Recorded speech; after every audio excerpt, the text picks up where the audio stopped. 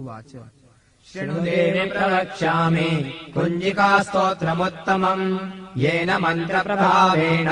चण्डीजापः शुभो भवेत् नाकवचम् नार्गलास्तोत्रम् कीलकम् न रहस्यकम् नासूक्तम् नापि ध्यानम् च नान्यासो न च वाचनम् कुञ्जिकापाठमात्रेण दुर्गापाठफलम् लभेत् अधिगुह्यतरम् देवि देवानामपि दुर्लभम् गोपनीयम् प्रयत्नेन स्वयोनेव पार्वती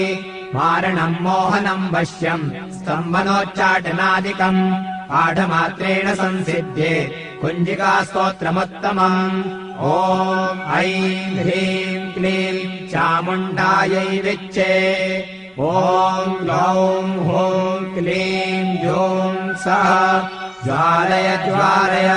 ज्वल ज्वल